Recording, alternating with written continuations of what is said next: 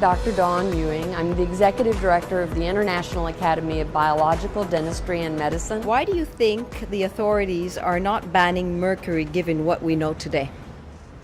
Honestly, I think that the American Dental Association owning the only patents that are left are part of what's hindering this, because if we look at the Minamata Convention, the rest of the world is recognizing that mercury is toxic. We're just a little behind. What do you see for holistic dentistry in the future? The holistic and biological dentistry of the future is going to have much more support than we've had in the past. You know, in the past, everybody thought we were voodoo medicine, that because we couldn't see something, it didn't exist. And now with new equipment that's out there, we're actually being able to see different energetic things, even with some of the CT scans that we're now viewing, things that we could see existed through electrodermal screening, EAV, and muscle testing, and we were told, no, that doesn't exist, but now we have hard science to back it up. So I think biological dentistry is going to have a lot more support than we've ever had in the past. Do you think there is such a thing as a biological root canal?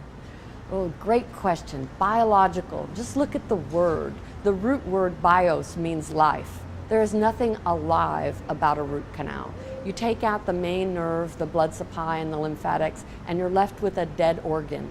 Bacteria comes in, and that's not even my issue. If we could magically sterilize this tooth, it's still a disconnect. So I like to explain to my patients, if I have a lamp and I plug it in and I turn on the light bulb and it works. But now for a science experiment, I unplug it from the wall, I trim open the cord, and I cut out an inch of the wiring. I plug it back in and it all looks great, but now it doesn't function the same way.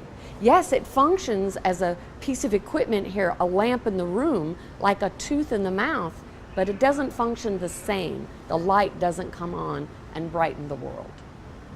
We covered during this conference many issues related to root canals. How would you explain the concern to your patients or to the public? My concerns for the patient is that it compromises an immune system. When you look at the bacteria, and now this is in God's divine plan. Bacteria is put on the planet to scavenge dead flesh. When you do a root canal, there's no way you can remove all the flesh that's inside the tubules. It doesn't matter whether you laser it, laser only goes in a straight line. It doesn't matter if you ozonate it. It's great that you killed the bacteria, but you haven't removed the dead flesh. So let me use an analogy. I have a countertop with a dead cat on it, and the dead cat is filled with maggots. So I call an exterminator out, and he sprays, assuming I'm going to remove the dead cat.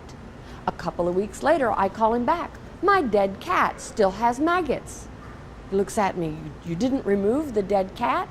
It's not possible to remove the flesh that's inside the tubules. So it's in nature's course that new bacteria is going to come into that tooth. That bacteria was never designed to be inside a human body. The byproduct and waste from that compromises an immune system. I don't have enough good health to give away to have a root canal tooth in my mouth. And I couldn't afford to get it lasered and ozonated over and over and over again to try to keep the bacteria count down, knowing that there's all that decaying flesh inside. Well, thank you very much, Dr. Ewing. You bet. Thanks for having me. It's a great conference. You guys should come next year.